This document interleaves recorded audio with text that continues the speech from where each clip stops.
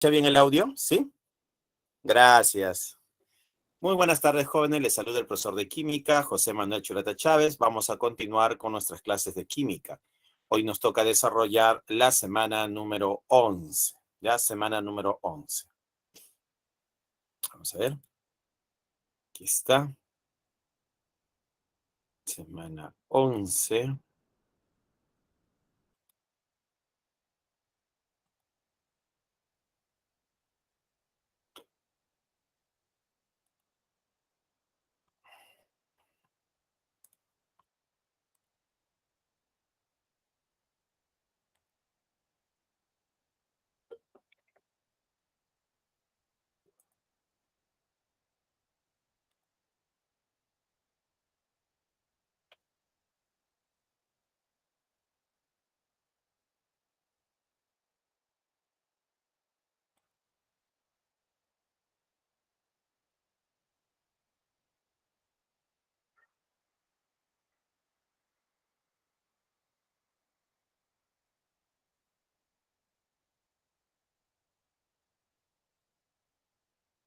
Aquí está.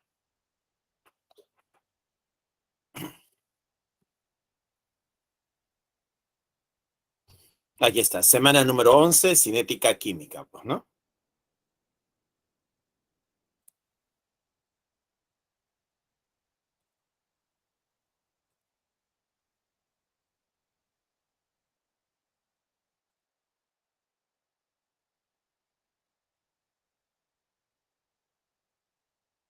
Ahí está. Semana número 11, cinética química, es lo que nos toca desarrollar el día de hoy. En cinética química vamos a hablar sobre la velocidad de las reacciones químicas, cuando una reacción química es rápida o cuando una reacción química es lenta. Vamos a considerar el tiempo como uno de los factores a medir, pues, ¿no? Vamos a medir con respecto al tiempo. Vamos a ver factores que afectan a la velocidad de una reacción química, el equilibrio químico y principio de Le Chatelier. Bueno, son los temas a desarrollar el día de hoy, pues, ¿no? Cinética química. ¿Qué estudia la cinética química? La cinética química estudia la velocidad de una reacción química, el mecanismo y los factores que afectan a la velocidad de una reacción química. Bienvenidos al curso de química. Vamos a dar inicio a la clase.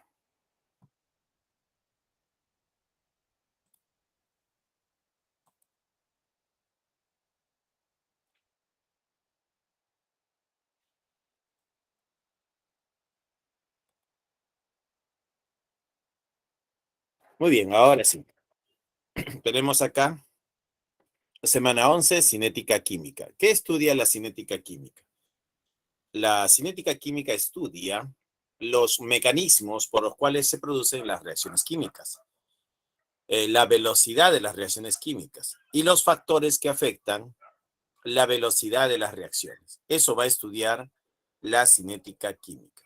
Entonces, ¿qué estudia la cinética química? Estudia los mecanismos por los cuales se producen las reacciones químicas, la velocidad de las reacciones químicas y los factores que afectan la velocidad de las reacciones. ¿Seguimos? Teorías que explican la velocidad de reacción. Para que una reacción química se genere, los reactantes deben hacer contacto, es decir, deben colisionar, acercarse con una orientación apropiada, adquirir cierta energía mínima llamada energía de activación, EA. ¿De qué trata esto? Teoría de colisiones, orientación adecuada, choque efectivo. Date cuenta acá que las partículas colisionan, chocan, ¿no? Y van a formar una estructura intermedia llamada complejo activado y luego forman el producto. Entonces podemos observar acá que tenemos, ¿no? Aquí que tenemos el reactante que colisiona con este otro reactante, van a chocar, ¿no? La colisión de ellos dos va a formar esta estructura llamada complejo activado, ¿no? A esto se le conoce como el complejo. El complejo activado.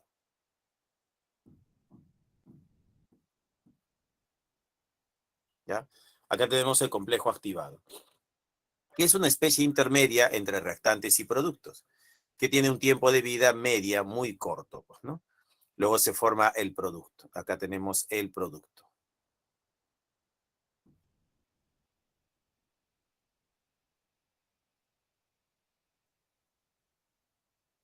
Entonces, los reactivos forman el complejo activado y luego el producto. Ahora, una orientación inadecuada corresponde a un choque no efectivo. Por ejemplo, mira, esta colisión es diferente a esta colisión. Cuando colisionan de esta forma, no pasa nada, no hay reacción química. Solamente chocan y rebotan. Esto sería un rebote. Y mira, el producto sigue siendo lo mismo que era cuando era reactivo. ¿Ya? Entonces no ha habido cambio, no ha habido rompimiento de enlace. Este es un choque no efectivo. En este caso no tiene una buena orientación espacial. Entonces, ¿cuándo decimos que un choque es efectivo? Diremos que un choque es efectivo cuando reúne dos características. La primera característica es que deben chocar y deben chocar fuerte. Es decir, debe ser el choque energético, de alta energía. Y segundo, debe tener una buena orientación espacial. Para una vez que se rompe el enlace, se formen los nuevos enlaces. Entonces debe reunir esas dos características. Un choque de alta energía y la segunda característica es con buena orientación espacial. A eso se le llama choque efectivo.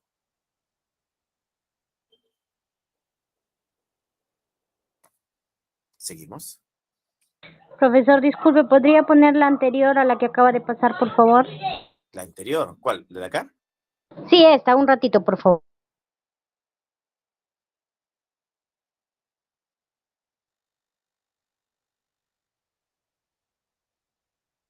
Gracias. Muy bien. Vamos a continuar. Teníamos teoría de colisiones y pasamos acá a la teoría del complejo activado. ¿Qué nos dice la teoría del complejo activado? Dice, cuando tiene lugar una reacción química, inicialmente crece la energía al producirse la ruptura de los enlaces de los reactivos, hasta que se alcanza un máximo, ¿no? Entonces tenemos la energía de activación y formación de productos de reacción. Entonces acá tenemos en la gráfica, el punto más alto representa la energía de activación, ¿ya? Tenemos a los reactivos. ¿Dónde están los reactivos? Aquí están, mira. Vamos a decir que el hidrógeno y el oxígeno son los reactivos. Entonces acá tendríamos a los reactivos. Los reactivos colisionan, chocan y forman el complejo activado. Entonces el complejo activado va a tener un valor de energía, ¿no? Pondríamos por acá. Acá estaría la energía del complejo activado. En cambio aquí tendríamos la energía de los reactivos o reactantes, ¿no? Energía de los reactivos. Ahí está. Entonces vemos que la energía del complejo activado, ¿no?, es mayor que la energía de los reactivos, pues, ¿no? Y acá tenemos el producto, ¿no? Acá pondríamos que acá tenemos a los productos. Entonces, ¿qué vamos a decir? A esta altura aproximadamente estaría la energía del producto. ¿Ya? Entonces acá tendríamos la energía del producto, acá la energía de los reactivos y acá la energía del complejo activado. La energía de activación va desde los reactivos hasta el complejo. Matemáticamente, esta energía de activación se calcula restando la energía del complejo activado menos la energía de los reactivos.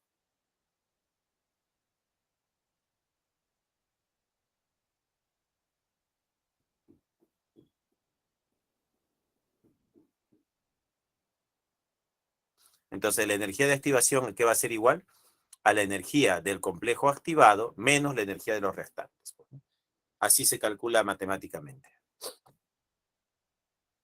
Acá también hay una diferencia de energía entre los reactivos y el producto, ¿no? Acá vamos a decir que si yo proyecto acá y proyecto por acá, acá va a haber una variación de energía, ¿ya?, entre el reactivo y el producto.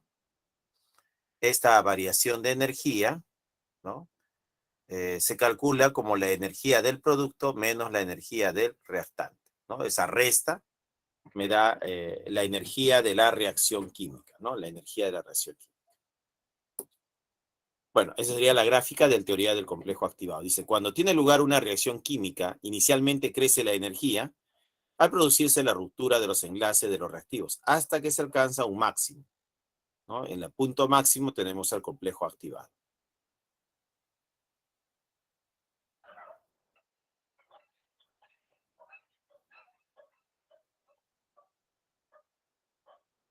Seguimos.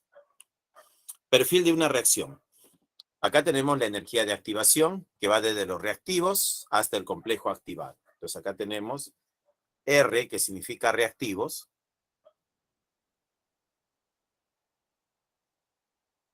hasta la parte alta, que esto es la energía del complejo activado. Energía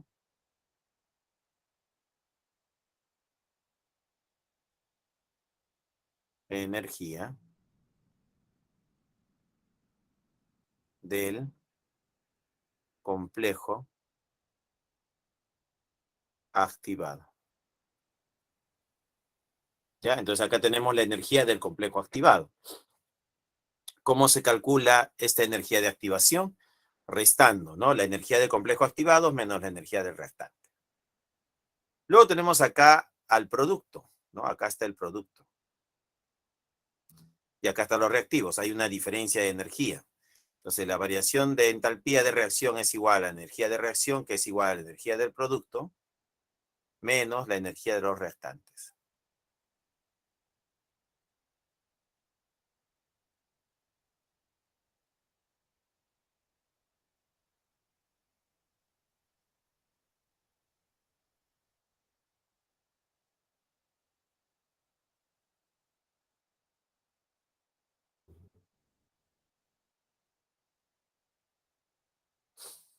Entonces, la variación de entalpía es igual a la energía de la reacción y se calcula restando la energía del producto menos la energía del reactante, ¿no? Así vamos a calcular.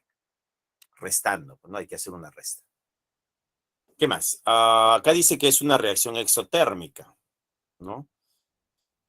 ¿Cómo sabemos que la reacción es exotérmica? Si la variación de entalpía es negativa, significa que la reacción es exotérmica, ¿ya? Pero si la variación de entalpía tiene un valor positivo, ¿no? Entonces diremos que la reacción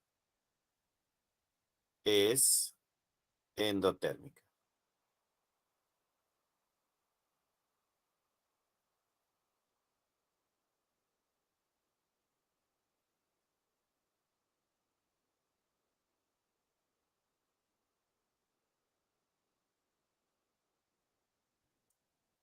¿Ya? Entonces, si la variación de entalpía sale negativo, al hacer este cálculo te sale negativo, la reacción se considera exotérmica. Pero si la variación de entalpía te sale con signo positivo, debes considerar la reacción endotérmica. Ahora, ¿qué podemos analizar de acá de la gráfica? Que esta energía de activación está relacionada con la velocidad. Entonces, eso podemos decir que la energía de activación va a estar relacionada con la velocidad. A mayor energía de activación, menor velocidad. Y a menor energía de activación, mayor velocidad. Una relación inversamente proporcional, ¿no? Si la energía de activación se aumenta, ¿no? Aumenta, la velocidad disminuye, se hace lenta la reacción. Pero si la energía de activación disminuye, la velocidad se hace rápida, tiene mayor velocidad. Entonces, ¿es importante saber la energía de activación? Sí, porque de ella sabemos si la velocidad...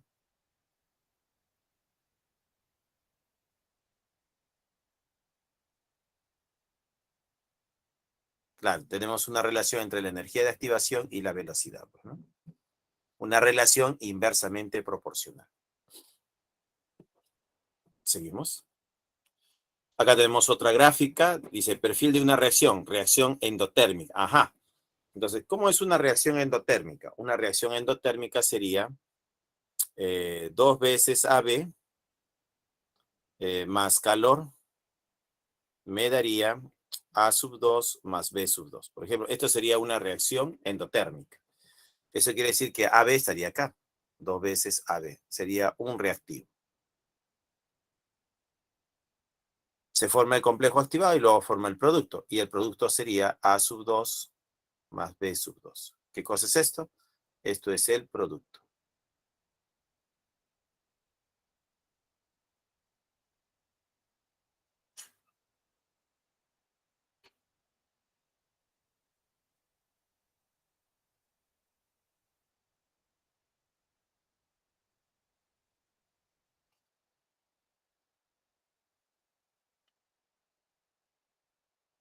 ¿Ya?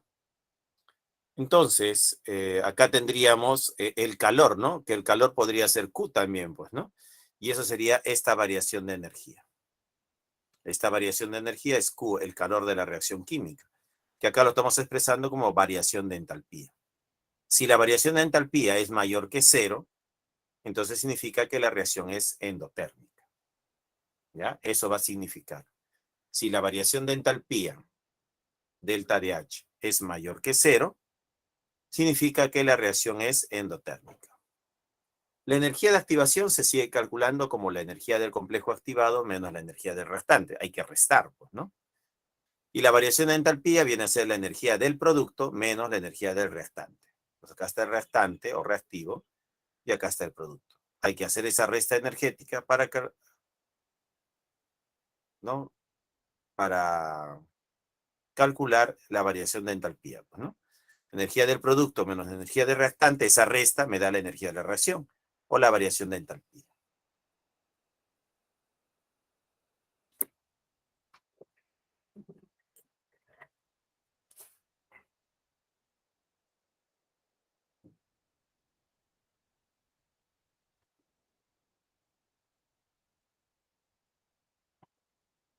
¿Seguimos?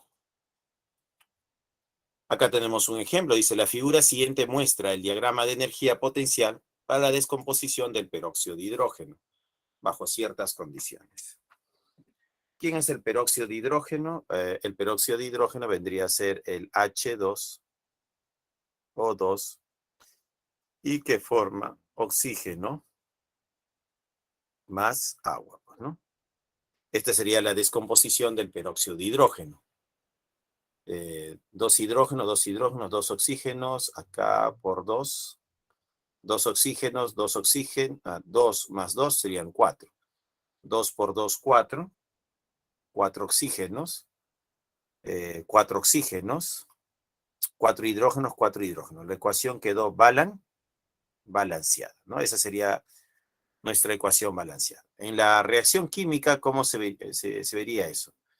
Sería aquí 2 veces el peróxido de hidrógeno, ¿no? Ahí está. Sería 2 veces el peróxido de hidrógeno, forma el complejo activado y luego formaría el producto, que sería oxígeno molecular más 2 moléculas de agua, ¿no? Esa sería la reacción química. Ese sería el reactivo y acá tendríamos el producto. Así, mira. La primera pregunta dice, ¿cuánto vale la energía de activación para esta reacción? Bueno, ¿dónde está la energía de activación? Acá, mira, desde los reactivos hasta el complejo. Entonces, todo esto viene a ser la energía de activación. Matemáticamente, la energía de activación, ¿a qué debe ser igual? Debe ser igual a la energía del complejo activado menos la energía del restante. La energía de activación es igual a la energía del complejo activado, 430. 430. Menos la energía del reactivo, que es 280. Bueno, acá habría que restar, pues, ¿no? 430 menos 280. Ahí está. Y esa resta me da la energía de activación. En la B dice, ¿se trata de una reacción endotérmica o isotérmica? Determine su variación de entalpía. Entonces, la variación de entalpía, ¿qué va a ser igual? A la energía del producto menos la energía del restante. Entonces, la variación de entalpía sería el producto. Acá está, tiene una energía de 120. Menos la energía del reactivo, que es 280.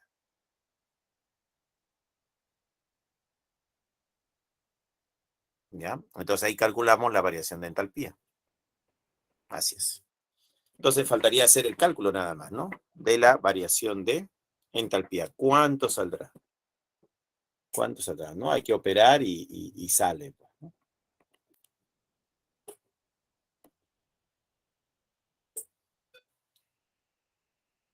Muy bien. Seguimos. Y acá está ese cálculo. La energía de activación al restar 430 menos 280 me sale más 150. Esa sería la energía de activación. Positivo, obviamente, ¿no? Y la variación de entalpía al restar 120 menos 280 me sale menos 160, o sea, sale negativo. A mí lo que me interesa es ver este signo. Como acá me ha salido con signo negativo, ese signo negativo, ¿qué me indica? Me indica que la reacción es exotérmica. Eso me va a indicar.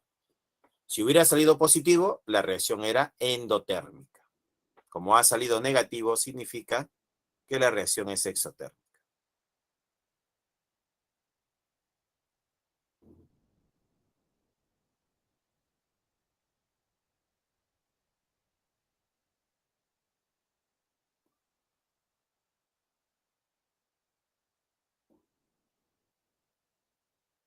¿Listo? ¿Seguimos? Mecanismo de reacción. ¿Qué es un mecanismo de reacción? Es la etapa o conjunto de etapas en la que transcurre una reacción. Las reacciones que ocurren en una etapa son denominadas sencillas y las que ocurren en dos o más etapas se denominan complejas. Entonces tenemos, de acuerdo a su mecanismo, dos tipos de reacciones. Las reacciones sencillas y las reacciones complejas. Entonces acá vamos a decir que de acuerdo a su mecanismo tenemos uno, reacción sencilla. Y dos, tenemos reacción compleja.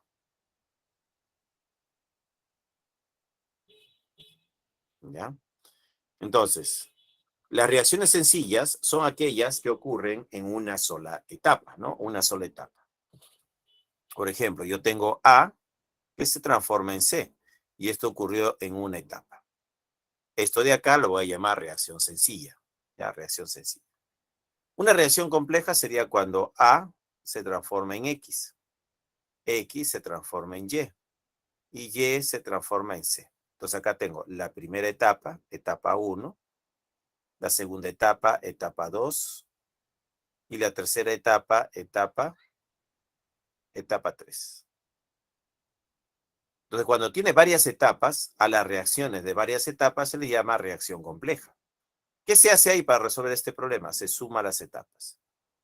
Entonces, tenemos acá que X con X se va a cancelar, Y con Y se cancela, ¿no? Se cancela X con X, Y con y me quedaría que la reacción global o neta sería A que forma C. ¿Ya?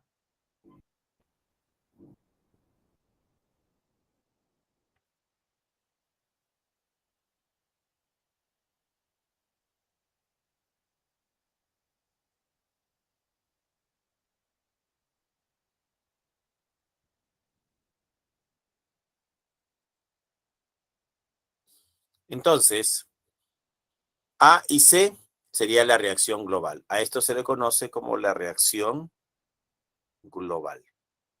O neta también, pues, ¿no? Profesor, ¿y X y Y que no aparecen en la reacción global? Bueno, X y Y que no aparecen en la reacción global se le llaman especie intermedia. ¿Ya? Especie intermedia. Son sustancias que aparecen en las etapas, pero no aparecen en la reacción global, pues, ¿no? Acá tenemos un ejemplo de reacción sencilla. Hidróxido de sodio más ácido bromhídrico reaccionan para dar bromuro de sodio más agua, pues, ¿no? Y ese sería un ejemplo de reacción sencilla. Vamos, seguimos. Reacción compleja.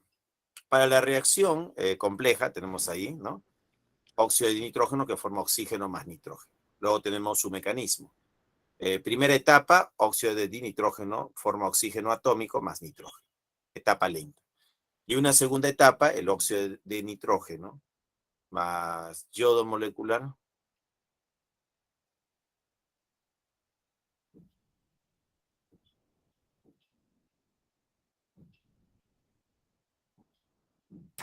Profesor, disculpe, ¿podría Sí, poner la diapositiva anterior? ya.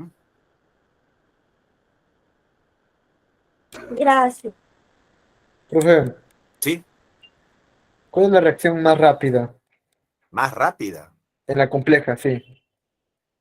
En la compleja. Bueno, si hablamos de la reacción compleja, esta se divide en etapas. Las etapas, hay etapas que son lentas y etapas que son rápidas. Entonces, si un problema te dicen que hay una etapa lenta, por ejemplo, acá esta etapa es lenta y esta otra etapa de acá es rápida. Entonces, esto es una información adicional que te hablan de las etapas de una reacción. Y eso nos ayuda bastante para poder definir la ley de velocidad. Una etapa lenta va a definir la ley de velocidad. Entonces acá diremos, de estas dos etapas, la que es rápida es la segunda etapa. Y la primera etapa ha sido considerada como una etapa lenta. Entonces, ¿qué es lo que han hecho acá? Han sumado las etapas para obtener la reacción global o neta. Este oxígeno atómico con este oxígeno atómico se va a cancelar, pues, ¿no? Y me va a quedar óxido de nitrógeno más óxido de dinitrógeno, dos veces óxido de dinitrógeno. Más oxígeno, nitrógeno más nitrógeno, dos veces nitrógeno. Siendo la sustancia intermedia el átomo de oxígeno.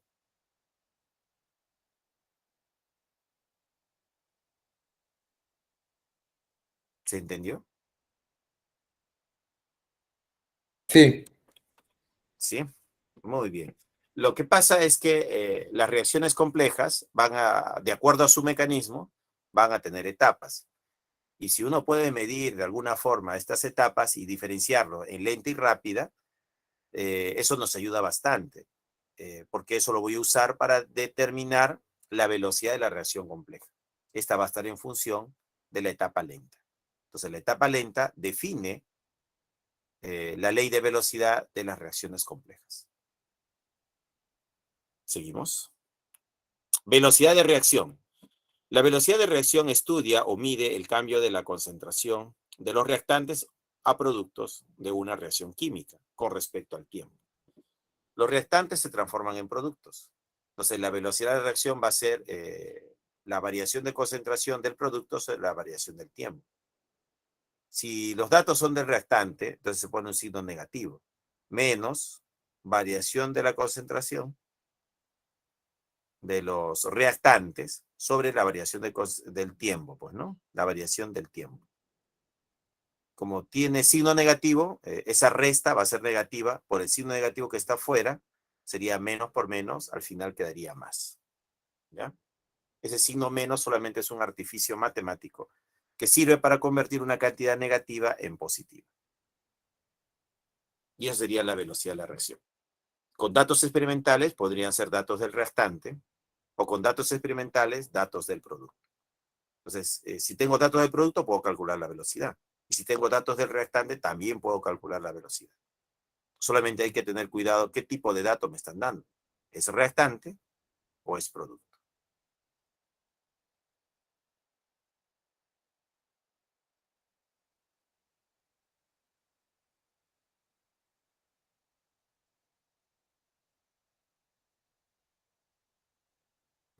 Seguimos, siguiente diapositiva.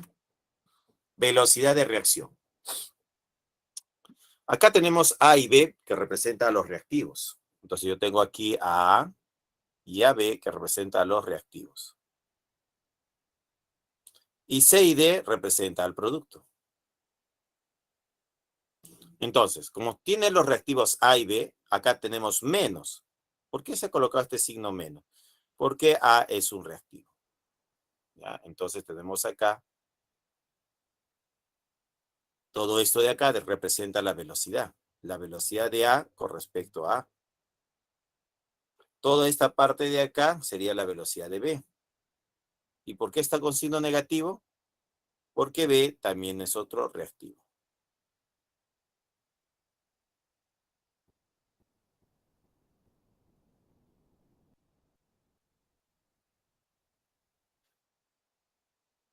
¿Ya? Entonces tendríamos acá la velocidad de A sobre A va a ser igual a menos variación de concentración de B sobre variación del tiempo, que eso no es otra cosa que la velocidad de B sobre B. Pero acá no hay signo negativo, solo han puesto en A y B. ¿Por qué en A y B? Porque A y B son reactivos. Y cuando se trata de reactivos, hay que ponerle signo negativo. Pero cuando se trata de productos, ya no es necesario colocar el signo negativo. Entonces va a ser variación de C sobre variación de tiempo sería igual a la velocidad de C sobre C. Y la variación de D sobre delta de T sería la velocidad de D sobre D. ¿Listo? Y esa sería la fórmula para, ¿no? De forma estequiométrica, pues, ¿no? Que las velocidades están en forma proporcional. Entonces acá yo diré que la velocidad de la reacción va a ser igual a la velocidad de A sobre A, velocidad de B sobre B, velocidad de C sobre C y velocidad de D sobre D, pues, ¿no? Así se determina la velocidad de cualquiera de los reactantes o productos.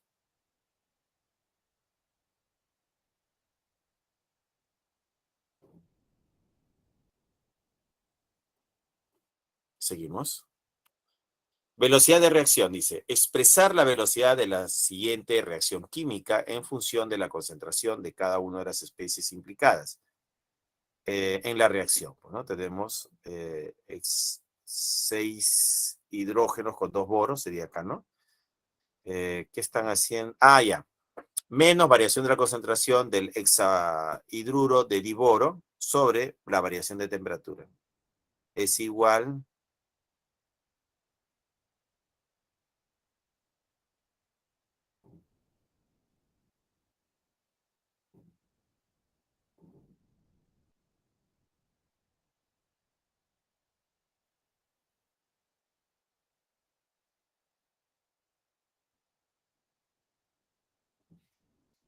bueno, y esa sería la expresión, pues, ¿no? Velocidad de hexahidruro de diboro sobre la variación de tiempo, con signo negativo porque es reactivo, menos la variación de concentración de oxígeno sobre la variación de tiempo, pero acá le colocan 3. Profesor, ¿por qué le ponen ese 3 en el denominador?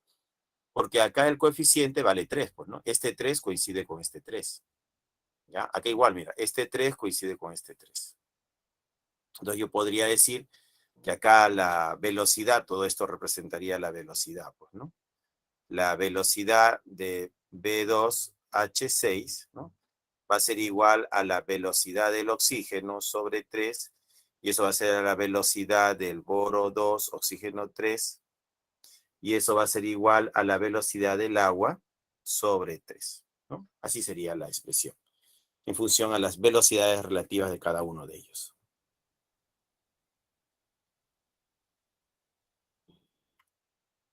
Vamos, siguiente diapositiva.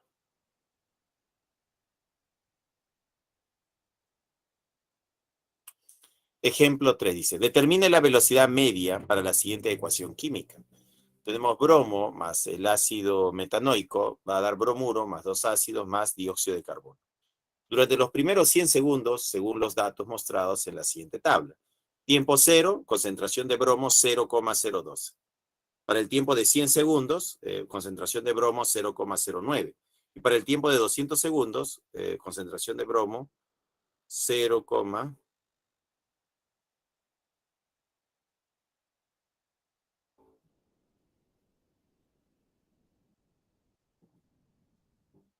¿no? Eso sería, ¿no? Ahora, el problema acá es cómo calcular la velocidad en los 100 primeros segundos. Y eso lo vamos a calcular de la siguiente forma. Acá está, mira. Vamos a considerar un tiempo inicial de 0, ¿no? De 0. Acá está, 0 segundos. Un tiempo final de 100 segundos, ¿no? La concentración de bromo inicial, 0,012. Y la concentración de bromo final, 0,09. ¿No? Ahí tenemos los tiempos iniciales y las concentraciones iniciales. El tiempo final y la concentración final. Reemplazamos en la fórmula. Como el bromo representa reactante, se coloca el signo negativo acá afuera, pues, ¿no? Sería concentración del bromo final menos concentración del bromo inicial. Sobre el tiempo final menos el tiempo inicial. Hay que restar, pues, ¿no? Sería 0,09 menos 0,12. Entre entre 100, pues, ¿no? Porque 100 menos 0 es 100, pues, ¿no? Operando sale 3 por 10 a la menos 5. Molar sobre segundo. Y esa sería la velocidad media en los 100 primeros segundos.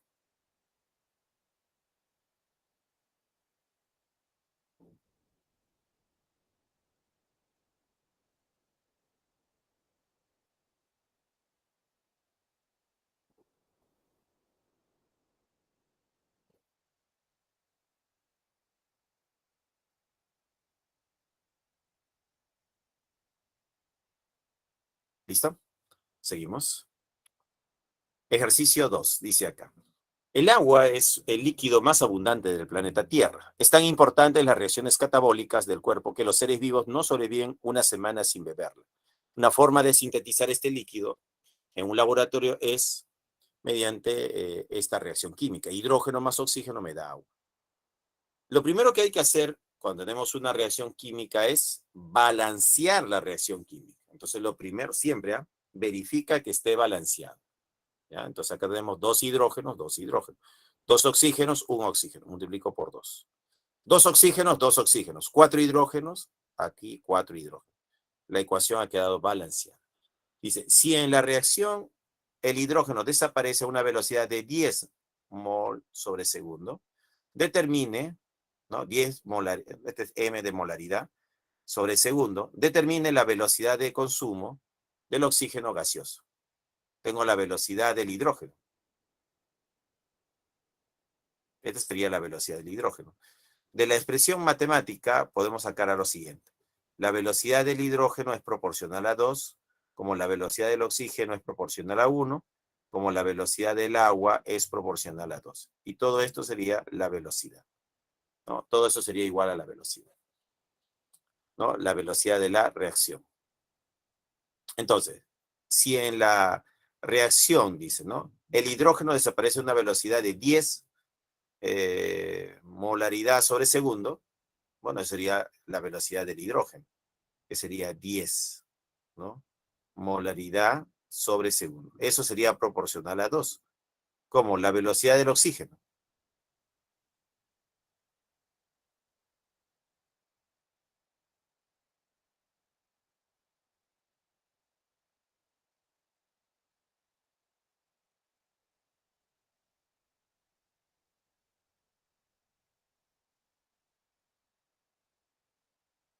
¿Ya?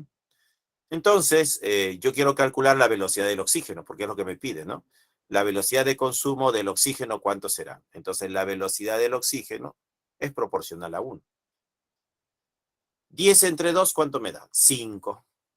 Y entonces, la velocidad del oxígeno sería igual a 5 molaridad sobre segundo. Entonces, la respuesta acá es la C. Esa sería la respuesta. Como te das cuenta, si me dan la velocidad de una sustancia, puedo calcular de todas. Basta que me den un dato, una velocidad, y puedo calcular la velocidad de todas las sustancias que estén en esa reacción química.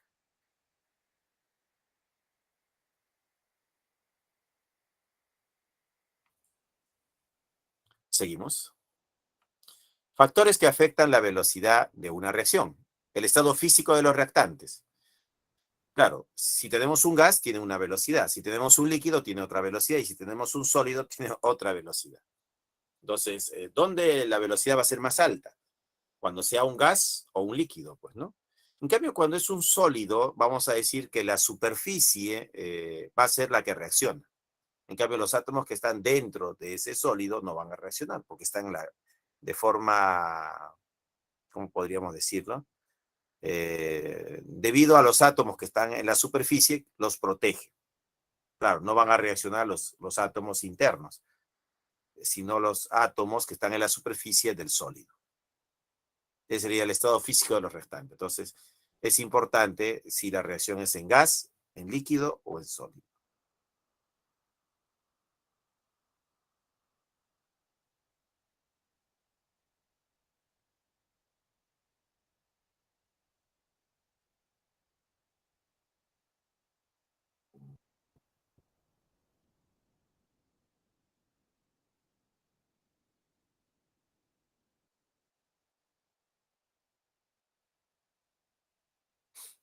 Entonces, el estado físico de los reactantes sí influye en la velocidad de la reacción.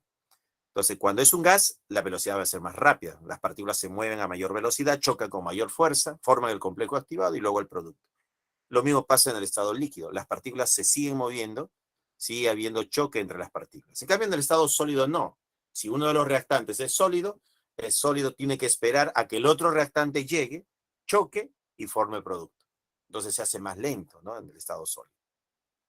Facilidad para entrar en contacto. Esto tiene que ver con el sólido, ¿no? Si el sólido tiene una superficie, vamos a ver este cubo, que tenga una superficie S, vamos a decirlo así. Total, ¿no? Toda la superficie. Esa superficie va a estar asociada a una velocidad.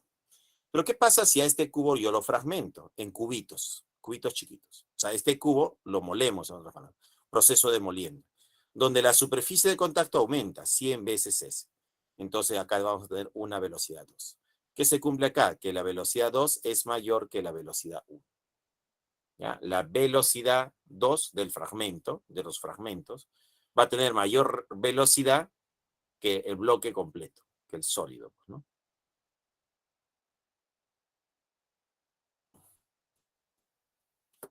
Seguimos.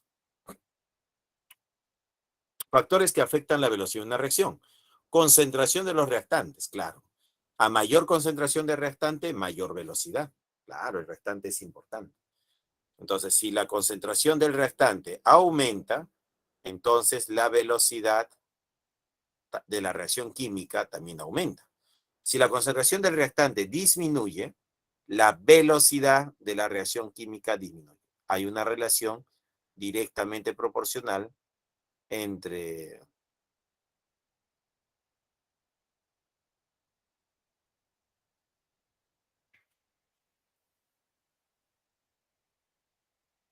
¿no? Entonces acá podríamos decir que la concentración de reactantes y la velocidad tienen una relación directamente proporcional. Si la concentración de reactante aumenta, la velocidad aumenta. Si la concentración de reactante disminuye, la velocidad disminuye. Efecto de la temperatura. La temperatura con la velocidad también están relacionadas, pues, ¿no? A mayor temperatura, mayor velocidad. Y a menor temperatura, menor velocidad. Relación directamente proporcional entre lo que es temperatura y velocidad de reacción química.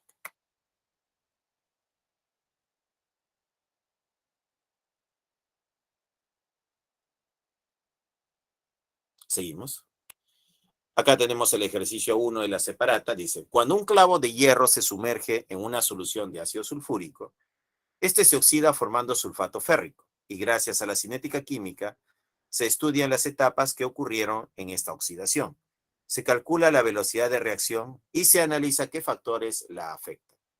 Por respecto a la cinética química, seleccione la...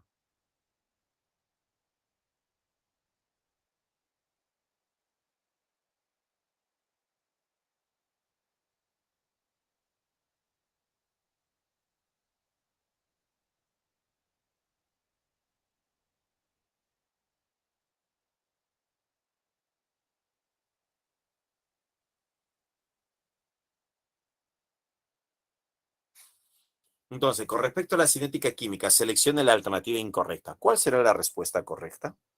A. La velocidad de desaparición de ácido sulfúrico está en función del cambio de la concentración por unidad de tiempo. Claro, hay que medir cómo va cambiando la concentración comparado con el tiempo, ¿no? En la unidad de tiempo. Y eso sería verdad. Eso es verdadero. Para que se forme el sulfato férrico, ¿es necesario que los reactantes ganen energía? Bueno, las partículas van a colisionar, se van a reordenar y debe haber una cierta ganancia energética. Y eso es verdadero también. C. La reacción en fase sólido-líquido se realiza en la superficie de contacto. Claro, no hay otro sitio porque el sólido no se va a mover. El sólido va a estar fijo, ¿no? Porque uno de los reactantes, si es sólido, no se va a poder mover. Tiene que esperar que el otro reactante venga y colisione, choque con él. ¿Ya? Entonces, las reacciones en fase sólido-líquido se realiza en la superficie del contacto. Claro, eso sería verdadero. D. Si el clavo se pulveriza, la velocidad de oxidación es más lenta. A ver, si yo tengo un clavito acá y este clavo lo oxido, entonces, al oxidarse, lo va a hacer a una cierta velocidad, pues, ¿no? Entonces vamos a decir que este clavo tiene una velocidad 1. Pero ¿qué pasaría si este clavo lo fragmentamos en fragmentos pequeños?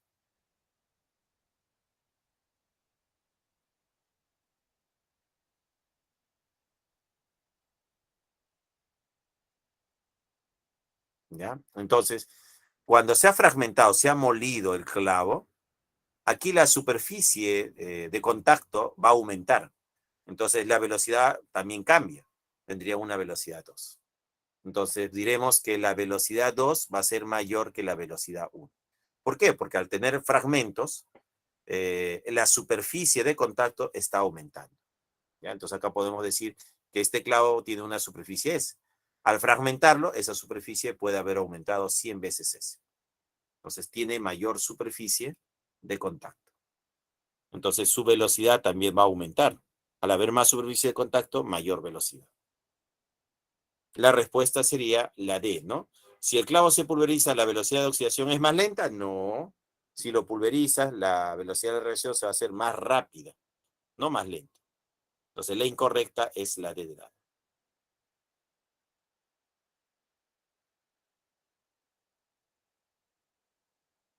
Seguimos. Siguiente ejercicio. Ah, no, teoría tenemos acá. Factores que afectan la velocidad de una reacción. Tenemos el uso de catalizadores. ¿Qué hace un catalizador? El catalizador, su función es aumentar la velocidad,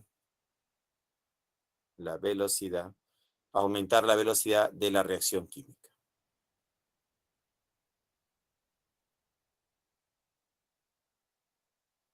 ¿Ya? Eso es lo que va a hacer un catalizador. Un catalizador aumenta la velocidad de la reacción química. Entonces acá tenemos sin catalizador. La línea naranja representa pues una reacción química sin catalizador. Y la línea roja que representa una reacción química con catalizador. O sea, la reacción química le ha agregado catalizador. ¿Y qué ha pasado? La energía de activación se ha hecho más chiquita, más pequeña. Entonces, tenía un valor de energía de activación, pero ahora ha bajado. Entonces, ¿qué ha pasado? La velocidad ha aumentado. Eso debido al uso de un catalizador. Entonces, tenemos acá que la velocidad de la reacción química está relacionada con la energía de activación.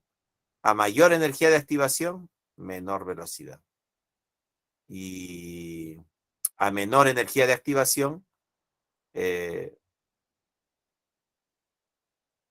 mayor velocidad, ¿no? Está de forma inversa, pues, ¿no?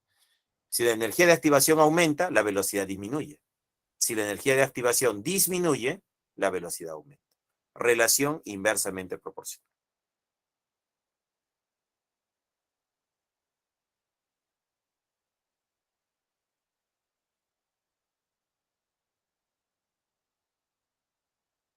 Entonces, eso sería como relacionamos la energía de activación con la velocidad de la reacción química, ¿no? Van a tener una relación inversamente proporcional. Si la energía de activación aumenta, la velocidad disminuye. Y si la energía de activación disminuye, la velocidad aumenta. Y este es el caso del catalizador, ¿no? ¿Qué es lo que hace un catalizador? El catalizador, de alguna forma, disminuye la energía de activación. Como consecuencia, la velocidad aumenta.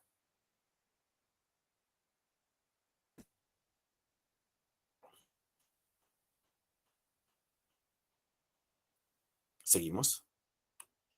Ejercicio 3 dice, ¿no? El propano es un gas muy versátil, ya que tiene muchas aplicaciones. Una de ellas es su uso como combustible en la industria para hornos, calderos, refrigeración, entre otros.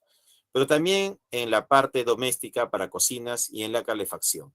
Una forma de obtener propano es por medio de la reacción de hidrogenación del propeno, mostrado en la ecuación.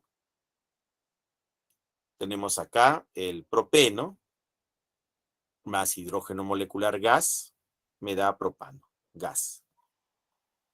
Su perfil de energía, donde las unidades de energía son kilojoule por mol. Al respecto, seleccione la secuencia de verdad de las siguientes proposiciones. la energía del complejo activado es 165 kJ/mol. A ver, ¿cómo calculamos la energía de activación y la energía del complejo activado? Entonces, ¿dónde está el complejo? Acá están los reactivos, acá está el complejo activado. Entonces, la energía de este complejo activado, ¿a qué va a ser igual? Va a ser igual a la energía del reactante, que es 280, más esto de acá, que es la energía de activación. Entonces, yo podría calcular la energía del complejo activado como la energía del reactante más la energía de activación. Entonces, la energía del reactante es 280. Y la energía de activación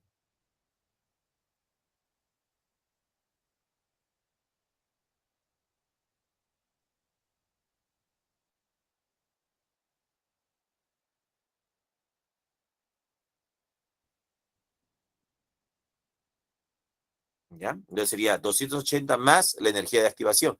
Pero acá lo tengo de dato, esta energía de activación. Según dato es 115. Y habría que sumar cuánto da esto, pues, ¿no? 280 más, ¿más cuánto? Más 115. Eso me daría 395. Entonces la energía del complejo activado sería 395 kJ/mol. Esa sería la energía del complejo activado. Entonces la primera va a ser falsa, pues no coincide, pues no es falsa la primera. 2, la reacción es exotérmica. ¿Cómo sabemos que es exotérmica? Bueno, habría que calcular esto de acá, la variación de entalpía. Entonces la variación de entalpía sería igual a la energía del producto, que es 154, menos la energía de los reactantes, que es 280. Entonces la variación de entalpía, que es igual.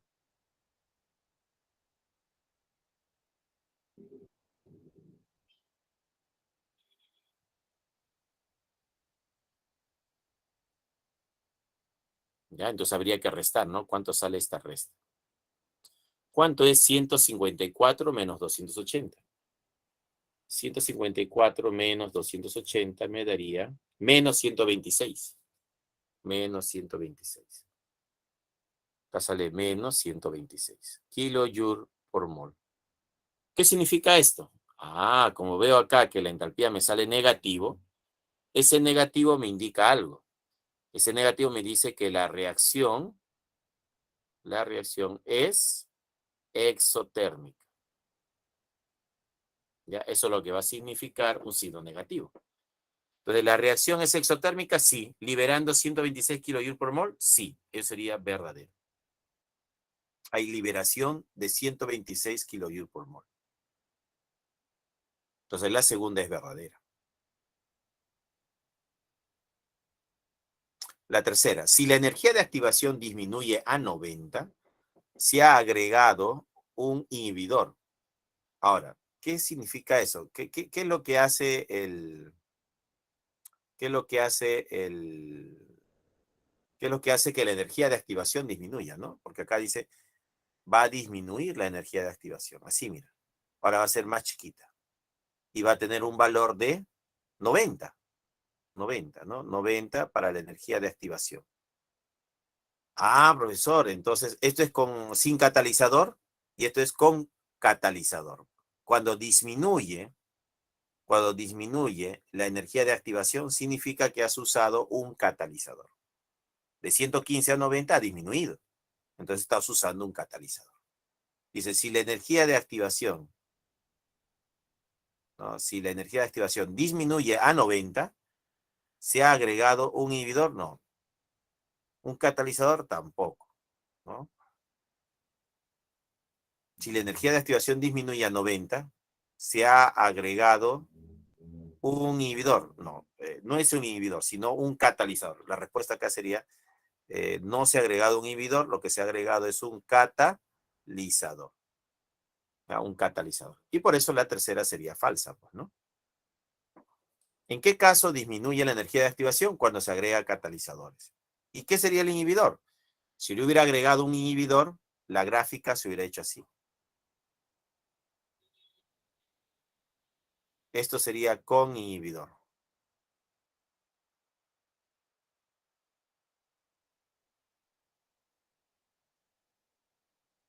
Ahí está. Con inhibidor sería así. La gráfica se hace más grande, pues, ¿no? Pero con el catalizador se hace chiquito. Entonces, esta otra gráfica, la chiquita, es con catalizador. Ya, con catalizador. Muy bien, la respuesta sería falso, verdadero, falso. Entonces, en el ejercicio 3, la respuesta es la C. La C, la respuesta. 13. 13.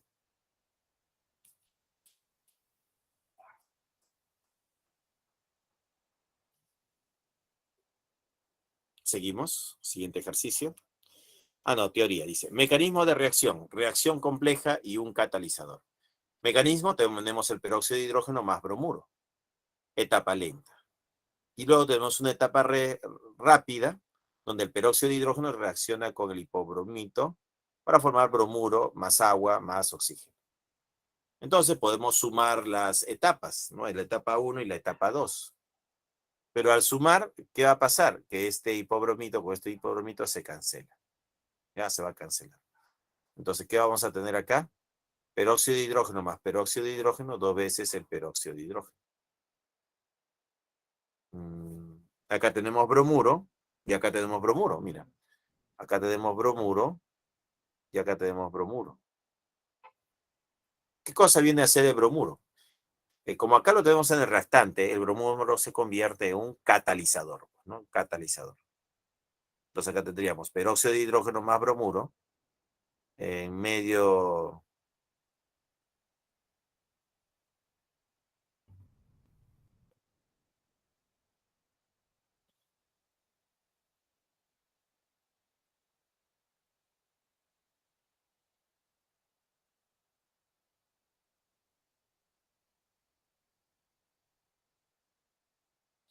¿Ya? Entonces podríamos acá, que nosotros tenemos aquí, peróxido de hidrógeno más peróxido de hidrógeno, 2 veces el peróxido de hidrógeno. Bromuro más bromuro me daría bromuro más agua, 2 veces el agua, más oxígeno molecular. Donde el bromuro se le considera catalizador. ¿Ya? El bromuro va a ser un catalizador. Ahora, el hipobromito va a ser llamada sustancia intermedia. ¿Ya? Así va a ser llamada el hipobromito.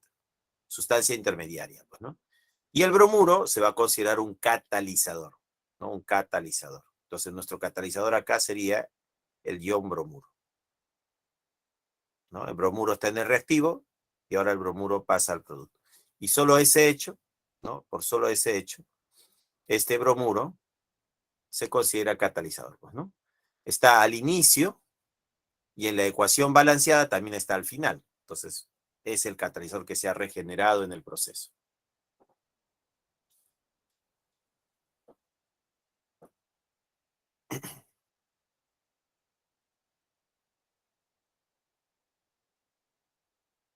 Seguimos. Ley de velocidad de una reacción. ¿Cómo se determina la ley de velocidad? Tenemos acá A más B me da producto. La velocidad de la reacción va a ser una constante K por la concentración de A la alfa por la concentración de B a la beta, siendo alfa y beta los órdenes parciales de la reacción. Y la constante K es la constante de velocidad, cuyas unidades de K serían molaridad a la alfa menos beta.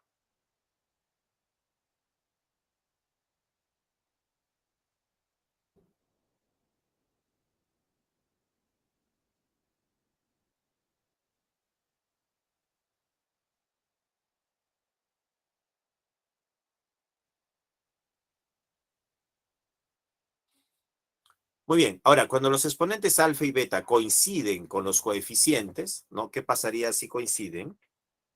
Entonces vamos a decir que la reacción es sencilla. Cuando este coeficiente A coincide con este exponente y el coeficiente B coincide con el exponente, son iguales, diremos que la reacción es sencilla. En una reacción sencilla, alfa y beta coinciden con los coeficientes estequiométricos de los reactantes. Si no coinciden, se trata de una reacción compleja. ¿Ya? Entonces pondríamos aquí, para una reacción sencilla, ¿no? Podría yo tener 2A más 3B me da C. Entonces su ley de velocidad sería K, concentración de A al cuadrado por concentración de B al cubo. Esta sería la ley de velocidad para esta reacción sencilla, pues, ¿no? Donde el exponente de A es 2. Entonces acá se le llama el orden. Él es el orden parcial. El orden parcial de A es 2. El orden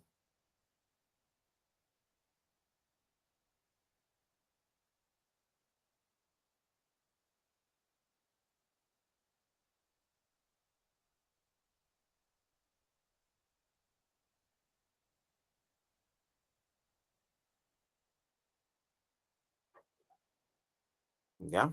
Entonces podemos poner acá que el orden parcial de A es 2. Y el orden parcial de B es 3. Va a ser 3. Y el orden de toda la reacción, el orden de la reacción es 2 más 3, que sería igual a 5, pues, ¿no? Ese sería el orden de la reacción química. Eso para la reacción sencilla. Profesor, y si no es una reacción sencilla, la otra posibilidad es que la reacción sea compleja. Si a mí me dicen que es una reacción compleja, y yo tengo 2A más 3B me da C, ¿no? Esa sería la reacción. Entonces, la ley de velocidad sería K por la concentración de A nada más, a la 1. Como te das cuenta, esta ley de velocidad es muy diferente a los coeficientes, ¿no? Acá el coeficiente es 2, acá el exponente es 1, diferente. B no está. Entonces, esto es una reacción compleja. Debo concluir eso. Entonces, tengo una reacción compleja, donde el orden parcial de A es 1, ¿ya? Con respecto a A, el orden parcial es 1. Y el orden parcial de B es, bueno, acá no vemos a B, pero la velocidad va a ser igual a K, concentración de A a la 1, por la concentración de B a la 0. B a la 0 es 1, 1 por concentración de A, sería concentración de A. Entonces el orden parcial de B es 0. Va a ser 0. De orden 0 con respecto a B y de orden 1 con respecto a A. Y si me piden el orden de la reacción, sumas. 1 más 0 me da 1. El orden de la reacción sería 1.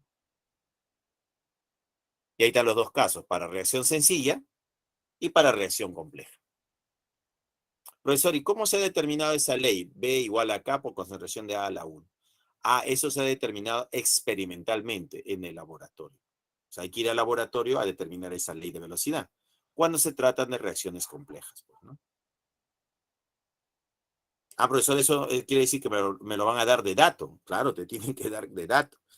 No tiene que ser dato. La ley de velocidad de una reacción compleja. O a menos que lo puedas hallar de otra forma, pues, ¿no? Muy bien, seguimos.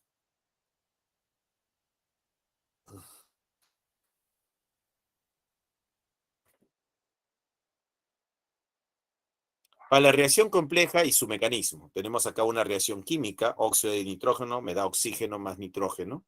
El mecanismo es que el óxido de nitrógeno forma oxígeno atómico más nitrógeno, una etapa 1 lenta, y luego el óxido de nitrógeno reacciona con ese oxígeno atómico y forma oxígeno molecular más nitrógeno. ¿Qué se hace? Se suman las etapas, pues, ¿no? Etapa 1 y etapa 2. Cuando tú sumas las etapas, vas a observar que este oxígeno atómico, con este oxígeno atómico se va a cancelar. ¿Qué cosa viene a ser el oxígeno atómico? La especie intermedia, pues, ¿no? La especie intermedia. Sería el oxígeno atómico. N2O, óxido de nitrógeno, 2 óxido de nitrógeno. Oxígeno, nitrógeno más nitrógeno, 2 veces el nitrógeno, pues, ¿no? Y esa sería la reacción global o reacción neta. Entonces, a esta suma se le va a llamar reacción global o reacción neta también, ¿no? Es la reacción global o neta.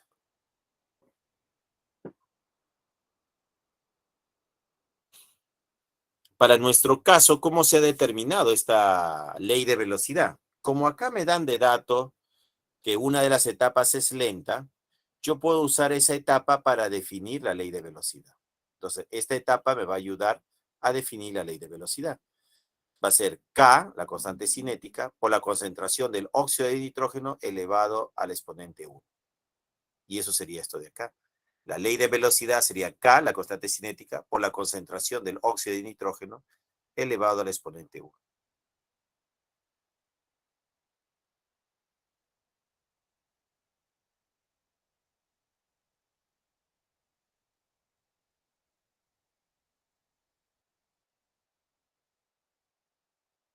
Entonces, ¿cómo se determinó esta ley de velocidad que tenemos acá, que nos los han dado, ¿no? ¿Cómo se ha determinado esto? Esta velocidad se ha determinado de acá, de esta etapa lenta, ¿no? De acá yo puedo decir que la ley, ¿no? Es velocidad de reacción es igual a una constante K por la concentración del óxido de nitrógeno elevado a la 1, que sería su coeficiente, ¿no? Ahí está. De la etapa lenta se define la ley de velocidad para toda esta reacción compleja. Vamos, seguimos.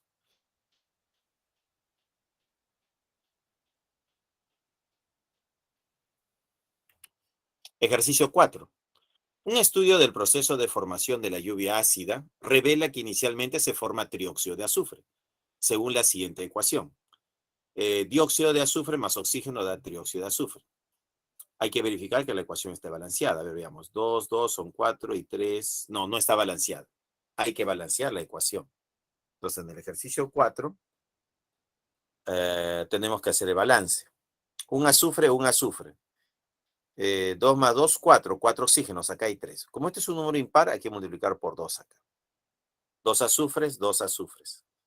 6 oxígenos, 2 por 2, 4 más 2, 6. La ecuación está balanceada. 2, 1, 2. Ya, 2, 1, 2. Y se sabe que es una reacción sencilla. Esta es la palabra clave, que diga reacción sencilla, ¿no? Al respecto, seleccione la secuencia de verdad de las siguientes proposiciones. La reacción ocurre en una sola etapa.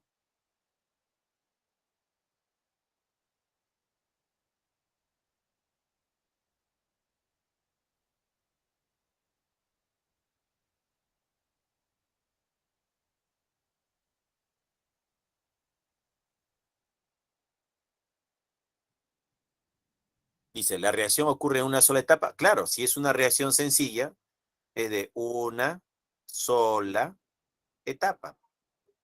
Y eso sería verdadero, ¿no? En la 4, la primera es verdadera. 2. El orden de la reacción con respecto al dióxido de azufre es 2. Ahora, ¿cuál sería el orden? Bueno, la ley de velocidad sería velocidad de la reacción sería igual a una constante K, la constante cinética, por la concentración del dióxido de azufre elevado al cuadrado, ¿no? Elevado al cuadrado, por la concentración del oxígeno. Listo, nada más. Ahora dice, el orden de la reacción con respecto al dióxido de azufre, me están hablando solo de él, sería 2, pues, ¿no? Y eso también es verdadero. 3. Si la concentración del dióxido de azufre es igual a 0,1, oxígeno 0,2 y K 1,5 por 10 al cubo, entonces la velocidad es, entonces me piden calcular la velocidad, ¿no? La velocidad de la reacción va a ser igual a K por la concentración del dióxido de azufre al cuadrado por la concentración del oxígeno. Tengo acá el dióxido de azufre, 0,1, sería 0,1 elevado al cuadrado.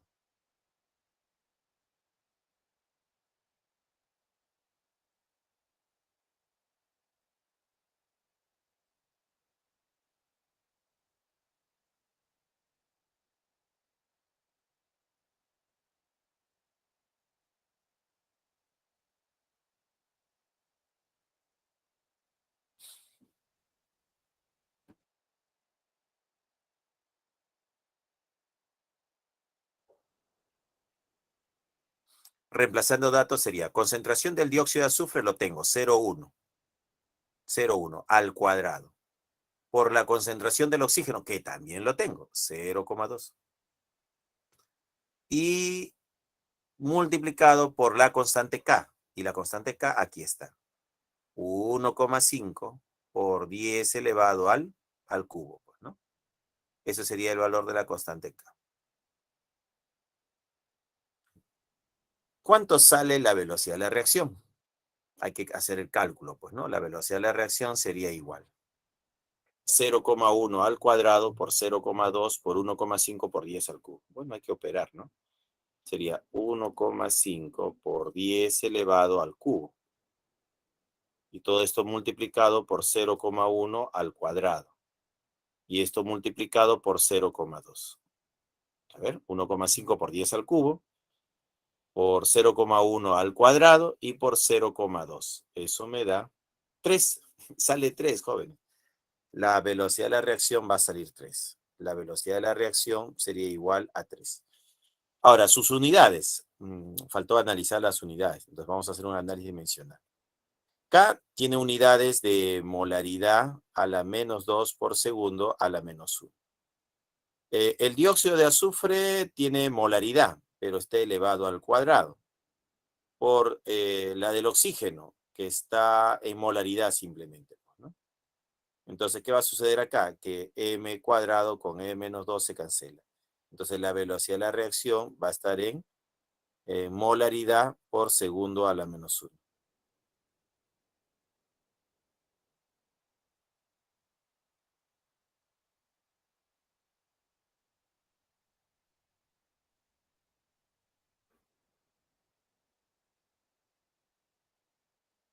¿Ya? Entonces, esta va a ser las unidades. Va a ser 3 molaridad por segundo a la menos 1. Y está bien, es verdadero. Todas son verdaderas. La respuesta es la A. 4A. 4A. ¿Ya? La respuesta va a ser la A.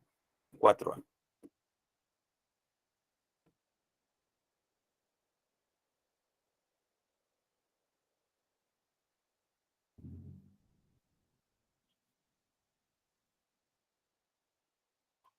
Seguimos. Siguiente ejercicio. Ejercicio 5 dice. Los óxidos de nitrógeno son compuestos muy contaminantes, ya que generan lluvia ácida y smog fotoquímico. Por ejemplo, cuando se libera pentóxido de nitrógeno al ambiente, se generan las siguientes reacciones. Etapa lenta, etapa rápida y etapa rápida. Con respecto al mecanismo de reacción presentado, seleccione el valor de verdad de las siguientes proposiciones. El nitrato es la única especie intermedia. ¿Cómo yo puedo saber quién es la especie intermedia? Para saber quién es la especie intermedia, yo debo sumar las etapas. Sumando las etapas. Entonces tenemos acá que el trióxido de nitrógeno con el trióxido de nitrógeno se cancela.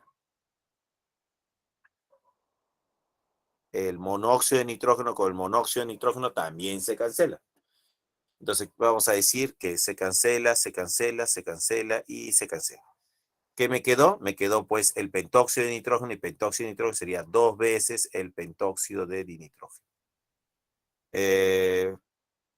Flechita de reacción va a formar pues dióxido de nitrógeno más dióxido de nitrógeno, sería 4 veces el dióxido de nitrógeno, más oxígeno, más oxígeno molecular gas, pues, ¿no? Listo, esta es la reacción global o neta. Pero en esta reacción global o neta no aparece el trióxido de nitrógeno, ni el óxido de nitrógeno. A ellas se les llama especie intermedia. Entonces, ¿quiénes son las especies intermedias?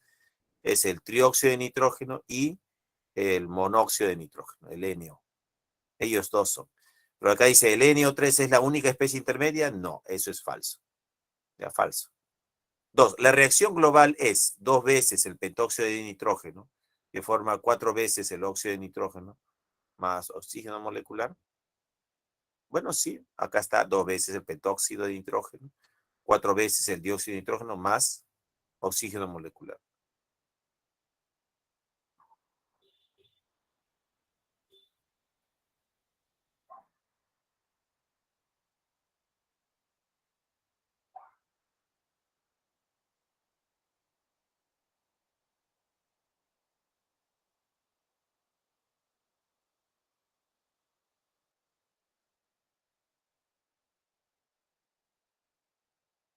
Entonces la primera salió falso, pues, ¿no?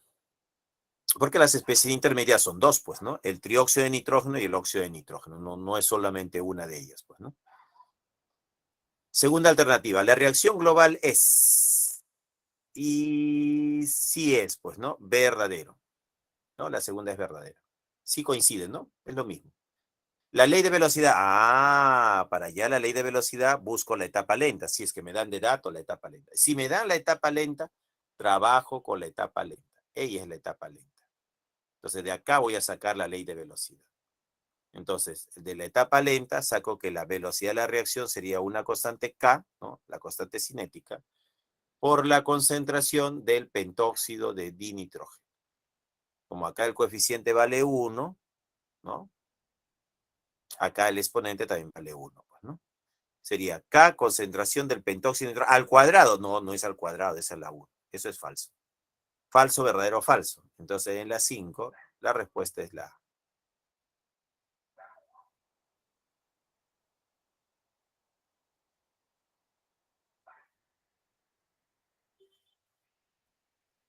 Ya, entonces la respuesta sería falso, verdadero, falso. Falso, verdadero, falso. La A, la respuesta, pues, ¿no? En el ejercicio 5, la respuesta sería la A. La A sería la respuesta, ¿ya? La A es la respuesta. Muy bien. Seguimos. Equilibrio químico. Las reacciones químicas evolucionan hacia un equilibrio dinámico, en el cual reactivos y productos están presentes y coexisten en cantidades definidas. A más B me da C más D.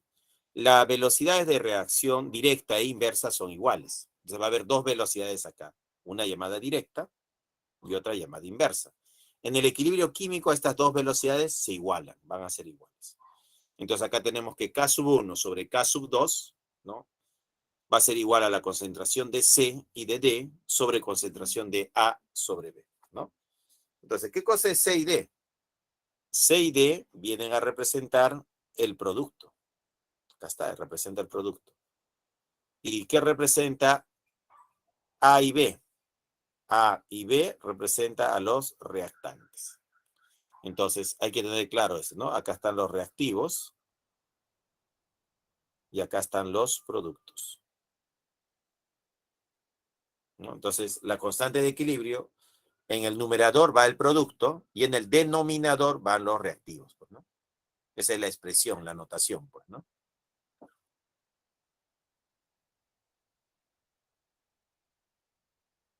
Seguimos.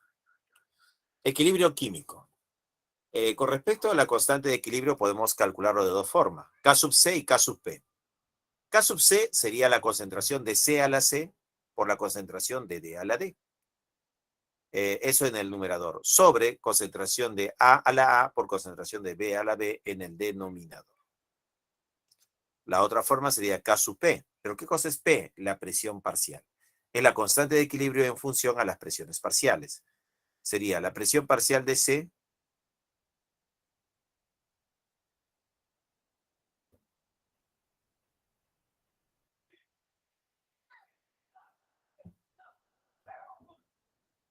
¿ya?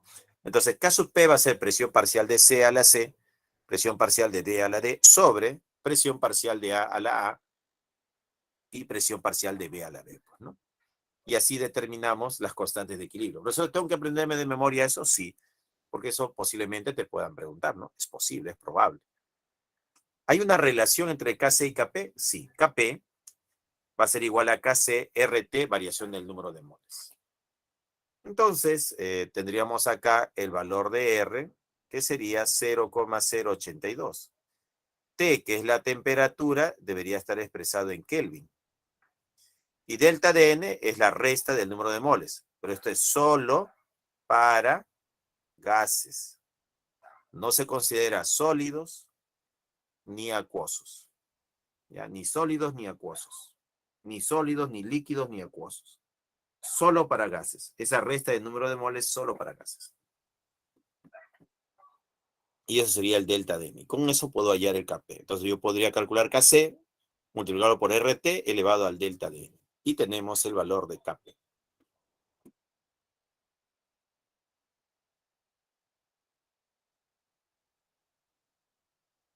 Seguimos. Tipos de equilibrio. Tenemos los llamados equilibrios homogéneos. ¿Cuándo voy a decir que un equilibrio es homogéneo? Diremos que un equilibrio es homogéneo cuando el estado de agregación de todas las sustancias son iguales. Gas, gas, gas. Equilibrio homogéneo. Equilibrio heterogéneo, cuando el estado de agregación son diferentes. Sólido, gas. Sólido, gas. Entonces, este es un equilibrio heterogéneo. Lo tenemos aquí el sólido. Entonces, su concentración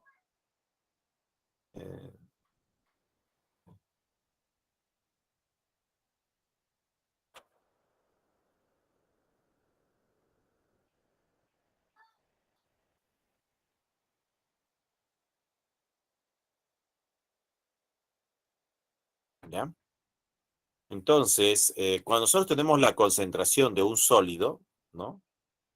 Vamos a decir, bueno, acá tenemos S de sólido. Entonces, cuando se trata de sólidos, diremos que su concentración va a ser igual a la unidad. Y es por eso que acá no aparece en la constante K sub C. Este sólido vale 1 y este sólido vale 1. ¿No? Sus valores van a ser 1, 1. Entonces va a ser la concentración del dióxido de azufre al cuadrado sobre la concentración del oxígeno al cubo, ¿no? Esa división. Para K sub P trabajo con las presiones parciales. Presión parcial del dióxido de azufre al cuadrado sobre presión parcial del oxígeno elevado al cubo.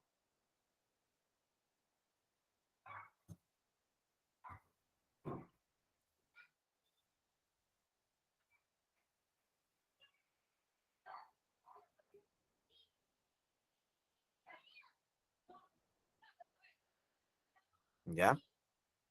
Entonces, así determinamos Kc y Kp. Los sólidos no participan de esta expresión, pues, ¿no? Ni de Kc ni de Kp. Entonces, ya sabemos diferenciar los tipos de equilibrio. Homogéneo, cuando todos están en el mismo estado de agregación. Gas, gas, gas. Heterogéneo, cuando uno es sólido, el otro es gas. O puede ser también el líquido gas, pues, ¿no? Pero en este caso, sólido gas, pues, ¿no? Sólido gas. Muy bien, seguimos. Ejemplo, tenemos escribir las expresiones de Kc y Kp para los siguientes equilibrios químicos. A, B. Entonces acá tenemos para establecer equilibrios, ¿no? Y lo primero que hacemos, ver si están balanceados. Y no están balanceados. Al ozono le falta un coeficiente 2 y al oxígeno un coeficiente 3. Y ahí están las expresiones. Kc, ¿a qué va a ser igual? A la concentración del oxígeno al cubo, sobre la concentración del ozono al cuadrado, pues, ¿no? Y Kp va a ser la presión parcial del oxígeno al cubo, sobre la presión parcial del ozono al cuadrado. En B tenemos el sólido, ¿no? Que es este sólido, su concentración va a ser 1. Entonces la expresión de Kc, ¿no? ¿Cómo sería Kc?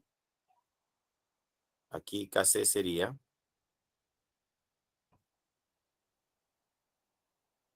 producto, concentración del amoníaco, ¿no? Es amoníaco. Sería acá NH3 por la concentración del sulfuro de hidrógeno. Ahí está. Sobre la concentración de este sólido. Pero la concentración del sólido vale 1. Entonces, K sub C, ¿a qué va a ser igual? A concentración del amoníaco por concentración del sulfuro de hidrógeno. Listo. Y para Kp, solo gases, pues, ¿no? Entonces, Kp sería la presión parcial del amoníaco por la presión parcial del sulfuro de hidrógeno. Este sólido no lo consideramos, o sea, no es necesario colocar al sólido. Entonces, ahí está. Entonces, el Kp va a ser presión parcial del amoníaco por presión parcial del sulfuro de hidrógeno. Nada más, eso es todo. A él no lo considero porque es sólido, ¿no?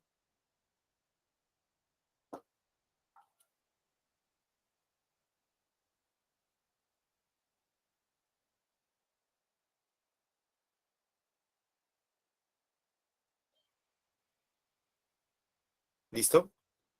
Seguimos. Ejercicio 6 dice, una reacción alcanza el equilibrio químico cuando la velocidad de reacción directa es igual a la velocidad de reacción inversa. Es decir, no hay cambios netos en la concentración de los reactantes y de los productos. Con respecto al equilibrio químico, seleccione la secuencia de verdad de las siguientes proposiciones.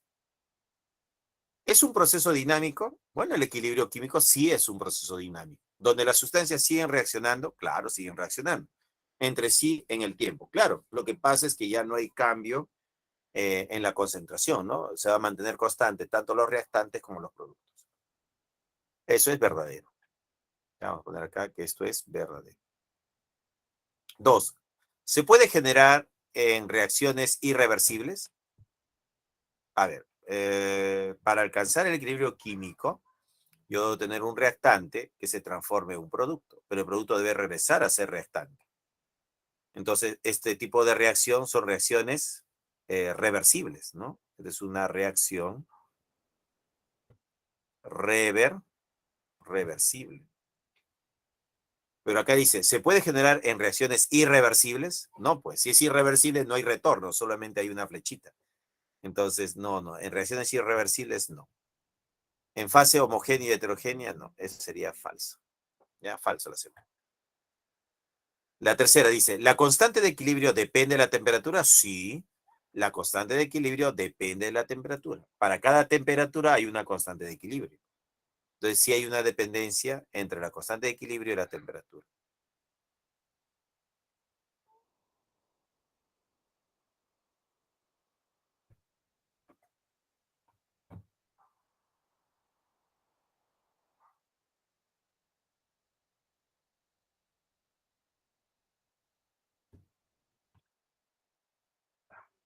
¿Ya? Entonces, ¿la constante de equilibrio depende de la temperatura? Sí, sí depende de la temperatura. Verdadero, falso, verdadero. Verdadero, falso, verdadero. La B es la respuesta. ¿Ya? En el ejercicio 6, la B es la respuesta.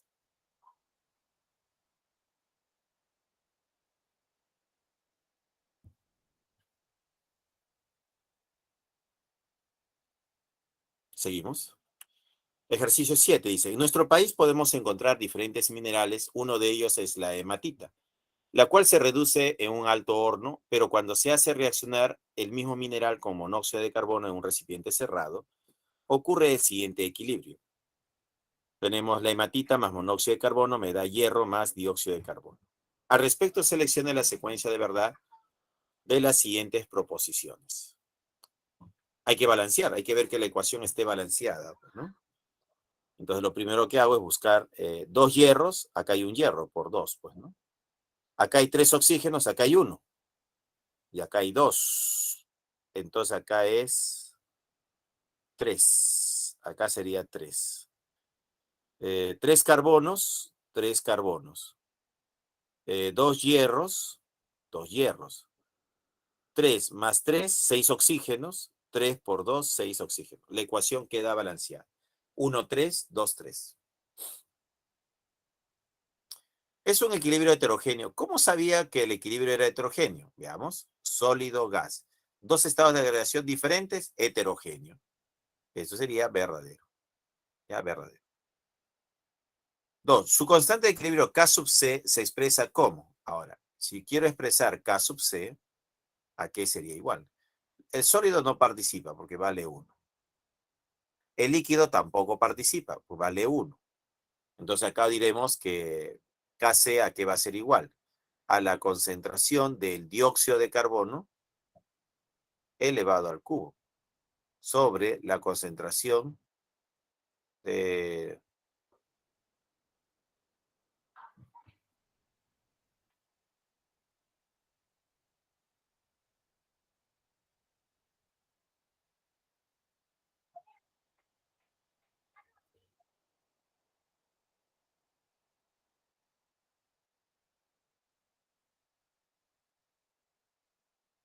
Entonces acá sería K sub C, concentración del dióxido de carbono al cubo, sobre, ¿no? Sobre la concentración del monóxido de carbono tendría que ser, pues, ¿no? Elevado también al cubo, pues, ¿no? Elevado al cubo. Los dos están elevados al cubo. ¿Qué tenemos acá? Han puesto al sólido. No, el sólido vale 1, jóvenes. Y el líquido también vale 1. Entonces, no, esta no es la expresión. Eso sería falso. 3. Su constante de equilibrio Kp se expresa como. A ver, si quiero determinar Kp, Kp sería igual a la presión parcial del dióxido de carbono, que es el producto, ¿no? Elevado al cubo, sobre presión parcial del monóxido de carbono y también elevado al cubo. Entonces, Kp sería presión parcial del dióxido de carbono al cubo sobre presión parcial del monóxido de carbono al cubo, lo cual sería verdadero, está bien. ¿Verdadero, falso, verdadero? La B la respuesta, ¿no? La B sería la respuesta. En el ejercicio 7 la respuesta es la B.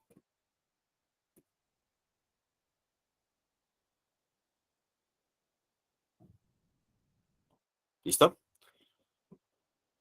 Seguimos. Ejercicio 8. Dice, el óxido de nitrógeno es un gas muy contaminante que se puede producir en la combustión de la gasolina por las altas temperaturas generadas. Para evitar la emisión de este a la atmósfera, el automóvil cuenta con un convertidor catalítico, el cual descompone dicho gas. Si el óxido de nitrógeno es encerrado en un recipiente, ocurre la siguiente ecuación. Óxido de nitrógeno me da nitrógeno más oxígeno. Si en el equilibrio se encuentran 8 moles de óxido de nitrógeno, esto es dato, tenemos 8 moles en el equilibrio, dice, pues, ¿no? Entonces acá tenemos 8 moles en el equilibrio de óxido de nitrógeno, 6 moles de nitrógeno y 6 moles de oxígeno. Determine Kp si la presión total en el equilibrio es de 4 atmósferas, ¿no? Todo esto está en un equilibrio.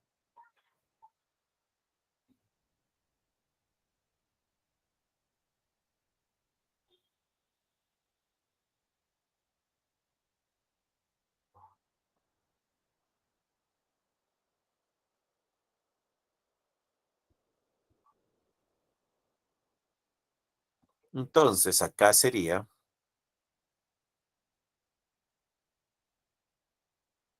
todo esto está en un tanque, pues, ¿no? O, claro, es un recipiente. Dice, si en el equilibrio se encuentran estas moles, determine Kp si la presión total, ¿no? Dice que la presión total es igual a 4 atmósferas. Bueno, si me han dado las moles, ¿qué podría hallar? Las presiones parciales, pues, ¿no? Podría verle que la ecuación está balanceada primero. 2 nitrógenos, un nitrógeno por 2 aquí. 2 oxígenos, 2 oxígenos. Ya, ahora sí, la ecuación está balanceada. Entonces, la presión parcial del óxido de nitrógeno, ¿a qué sería igual? A las moles del óxido de nitrógeno, que son 8 moles, dividido entre el número de moles totales. 8 más 6, 14. 14 más 6, 20. Entonces, el total serían 20 moles. Multiplicado por la presión total, que es 4 atmósferas. Entonces, la presión parcial del óxido de nitrógeno, ¿a qué sería igual? A 8 por 4, ¿no? Sería 8 por 4 entre 20. Eso me daría 1,6. Entonces la presión parcial del óxido de nitrógeno sería 1,6. Entonces sería atmósferas. Listo. Ya tengo una presión parcial. Del nitrógeno. La presión parcial del nitrógeno debe ser igual a las moles de nitrógeno, que son 6. 6 moles de nitrógeno. Sobre el total, que son 20, pues, ¿no? Por la presión total, que es 4 atmósferas. Mol se va con mol y sería 6 por 4, ¿no? 6 por 4. 6 por 4 entre 20. Eso me daría 1,2. Entonces la presión parcial del nitrógeno sería igual a 1,2.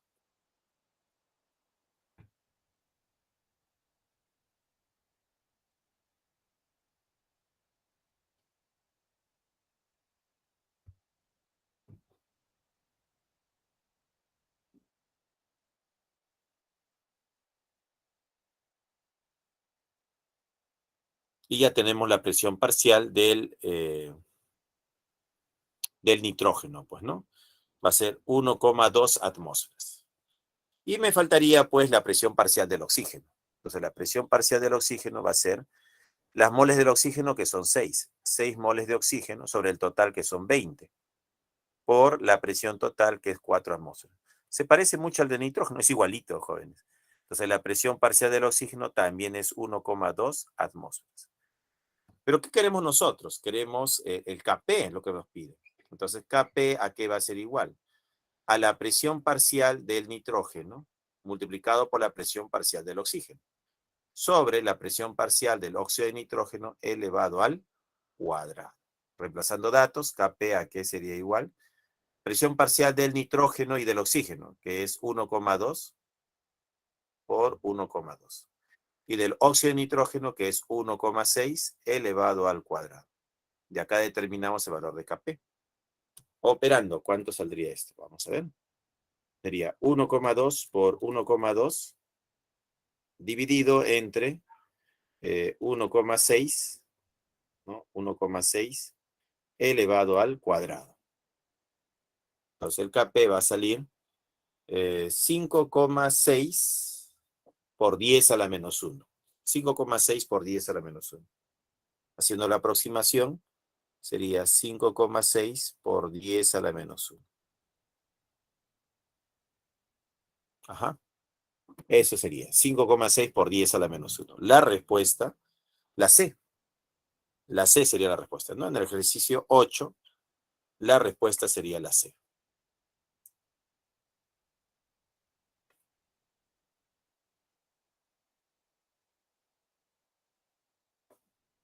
Vamos, uno más. Teoría. Principio de Le Chatelier. Tenemos A más B me da C más D. Acá tenemos A y B vienen a ser los reactantes y C y D vienen a ser el producto. Acción externa. Aumenta concentración. Desplazamiento del equilibrio hacia donde se disminuye la concentración. Acción externa. Disminuye concentración. Desplazamiento hacia donde se aumente concentración. Acción externa. Aumento de presión. Desplazamiento hacia donde haya menor número de moles. Disminución de presión, desplazamiento hacia donde haya mayor número de moles. Esa es la respuesta, pues, ¿no? Presencia de un catalizador, el equilibrio no se desplaza, no hay desplazamiento ni a la derecha ni a la izquierda. No pasa nada realmente cuando se agrega catalizador o inhibidor. Cuando el sistema está en equilibrio, obviamente, pues, ¿no? Disminución de temperatura hacia donde se aumente calor y aumento de temperatura hacia donde se disminuya calor. Es lo que nos dice la constante. Con respecto a la constante de equilibrio, no cambia, no cambia, no cambia, y sí cambia en un caso con la temperatura. Entonces, si aumentamos la temperatura o disminuimos la temperatura, el valor de K sub C, la constante de equilibrio en función de las concentraciones, sí cambia. En los demás casos no está cambiando. O sea, ¿quién afecta a la constante de equilibrio? La temperatura.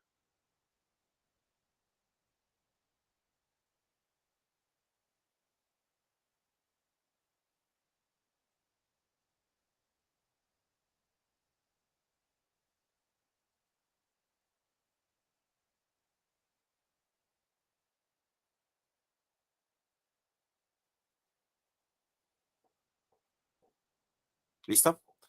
Vamos. Profesor, principio de Le Chatelier, ¿qué es eso, profesor? ¿Qué es eso? Esto de acá lo he cambiado un poquito, mira. Principio de Le Chatelier. Acción externa. Nosotros tenemos aquí a los reactivos, ¿ya? Acá tenemos A y B, que vienen a ser los reactivos. A es reactivo y B es reactivo, ¿ya? Entonces, con respecto al reactivo, ¿no? Si se aumenta la concentración de un reactivo, ¿hacia dónde va el equilibrio? Si se aumenta la concentración de reactivo, el equilibrio se desplaza hacia la derecha, ¿ya? Derecha. Si disminuye la concentración del reactivo, ¿no? Entonces el equilibrio se desplaza hacia la izquierda. Esa sería la respuesta, pues, ¿no? Aumenta la concentración, pero ahora de un producto. Y acá está C y D, que vienen a ser los productos. Si aumenta la concentración de producto, ¿no? Aumenta la concentración de producto, el equilibrio se desplaza hacia la izquierda. Si disminuye la concentración de producto, el equilibrio se desplaza hacia la derecha. Esas son las respuestas. A más B, ¿no? A más B me da C más D más calor. Cuando se disminuye la temperatura, el afectado, vamos a decirlo así, el afectado va a ser el calor, buscamos el calor.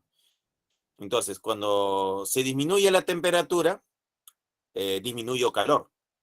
Y como el calor está en la zona de los productos, tratarlo como producto, pues, ¿no? Si disminuye calor, disminuye producto. Y si disminuye producto, acá está, disminuye producto, el equilibrio se desplaza hacia la derecha. La respuesta aquí sería hacia la derecha. Si se aumenta la temperatura, es aumentar calor, es aumentar producto. Y si se aumenta la concentración del producto, el equilibrio se desplaza hacia la izquierda. Esa sería la respuesta. En este otro caso, el calor está en la zona de los reactantes, pues, ¿no? Entonces tú dices, profesor, entonces en este otro caso, tengo el calor y la temperatura. ¿Qué pasa si disminuye la temperatura? Disminuye el calor, disminuye el reactante. Entonces, el reactivo, si disminuye, acá está, se desplaza hacia la izquierda. Esa sería la respuesta. Si aumenta la temperatura, aumenta el calor, aumenta el reactivo. Y si aumenta el reactivo, acá está, si aumenta la concentración de reactivo, el desplazamiento es hacia la derecha. Y esa sería la respuesta. Entonces, así podemos observar cómo el equilibrio se desplaza, ya sea a la derecha o hacia la izquierda. Veamos un ejemplo. ¿Hacia dónde se desplaza el equilibrio al disminuir la presión? Para el caso de la presión, yo busco 2 antimonios, 5 oxígenos, 5 oxígenos. Acá tengo 1 mol de gas. Y acá tengo 1 y 1, tengo 2 moles de gas. Ya, 2 moles de gas. Disminuir la presión, esta fue la acción. La respuesta es lo contrario, aumentar presión. ¿Y cómo aumento presión? Para eso utilizo pavo ratón. A mayor número de moles, mayor presión. A menor número de moles, menor presión. Disminuir la presión, la respuesta es aumentar presión. ¿Cómo aumento presión? Aumentando el número de moles. ¿Dónde hay más moles? En el producto. El equilibrio se desplaza hacia la derecha. Aumentar la temperatura, pero la temperatura está relacionado con el calor. Ajá. Acá nos dice que delta de H es igual a positivo. Significa que la reacción es endotérmica. Eso es lo que va a significar. Eso quiere decir que acá está el calor, más Q, el calor, endotérmico. Si el calor está en la zona de los reactantes, si aumenta la temperatura, aumenta el calor, aumenta el reactante. Y si aumenta el reactante, el equilibrio se desplaza hacia la derecha. La respuesta es un desplazamiento hacia la derecha. Seguimos, jóvenes. Ejercicio de clase, ya hicimos problema 1, ejercicio 2, ejercicio 3, el 4, el 5, el 6, el 7 y el 8, ¿no? Nos hemos quedado en la 8 y nos toca hacer la 9, dice. El sulfuro de hidrógeno es un gas incoloro tóxico con un olor a huevo podrido, que a 500 Kelvin se descompone según la ecuación. A ver, ¿está balanceado? 2 hidrógenos no está balanceado. Entonces acá vamos a colocar 2 hidrógenos, un azufre, 2 azufres, por 2. 2 azufres, 2 azufres. 4 hidrógenos, 4 hidrógenos. Ahí está, la ecuación ya está balanceada. Si se agrega cierta cantidad de sulfuro de hidrógeno a un recipiente de 2 litros, dice que esto está en un recipiente de 2 litros, volumen 2 litros. Cuando el sistema alcanza el equilibrio, se encuentra 1 mol de sulfuro de hidrógeno, 0,5 moles de hidrógeno y 0,2 moles de azufre. Ya 0,2 moles de azufre. Determina el valor de Kp. Me piden determinar Kp. ¿Cuánto vale Kp? ¿No?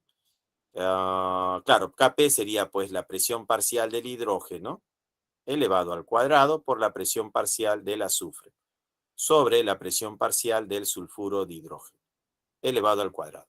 Pero no tengo presiones parciales. Entonces, bueno, podría yo calcular ahorita el Kc. ¿Qué sería el Kc? Sería la concentración del producto, 0,5.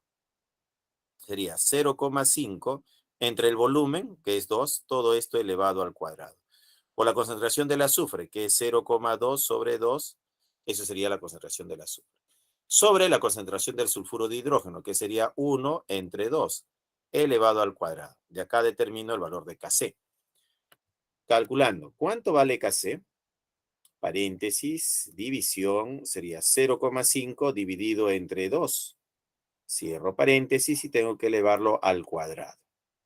Esto multiplicado por paréntesis 0,2 dividido entre 2.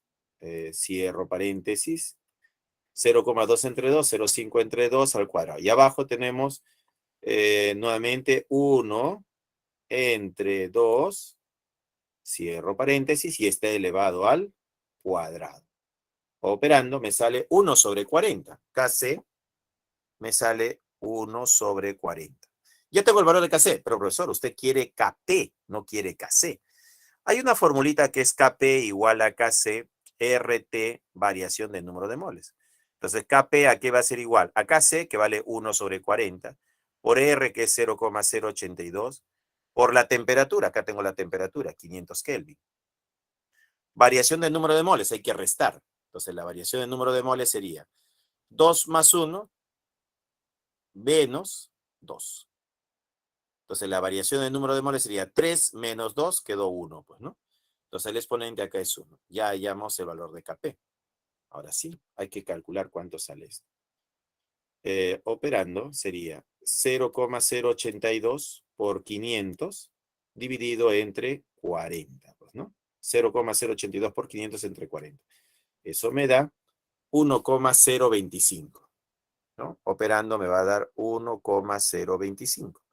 Entonces el valor de Kp sería 1,03. La A la respuesta. Así es, la A sería la respuesta. Está un poquito operativo, ¿no? Había que relacionar el Kp con el Kc, pues, ¿no? Para poder hallarlo. Muy bien. Y para terminar, jóvenes, ejercicio 10 dice, producto de la descomposición de materia orgánica se forman diferentes gases, entre ellos metano y sulfuro de hidrógeno. En un experimento se atrapan estos gases en un recipiente, alcanzando el siguiente equilibrio. Seleccione la alternativa que contiene la acción necesaria para que se incremente el porcentaje de rendimiento de hidrógeno. El hidrógeno está en el producto, entonces quiero un desplazamiento hacia la derecha. Esto aumentaría, ¿no?, el rendimiento. 2 hidrógenos, 2 hidrógenos. Un azufre, 2 azufres. Acá por 2 para el azufre, ¿no? Un carbono, un carbono. 4 hidrógenos más 4 serían 8. Acá por 4. 4 por 2, 8. Ya está balanceado, ¿no? Nuevamente. 2 azufres, 2 azufres. Ya está balanceado el azufre. Un carbono. Balanceado el carbono. 8 hidrógenos. 2 por 2, 4 más 4, 8. Balanceada la ecuación. 2, 1. 4, 1 serían los coeficientes. Aumentar la presión del sistema. Si aumento la presión del sistema, la respuesta es disminuir presión. ¿No? Disminuir la presión. Y la pregunta es, ¿cómo disminuyo presión? Para eso tengo pavo ratón, pues, ¿no?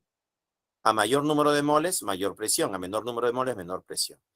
Yo quiero disminuir presión. Para disminuir presión me voy a donde hay menos moles. Esa sería la tendencia. 2 más 1 serían 3. Acá hay 3 moles de gas. 4 más 1 serían 5. 5 moles de gas.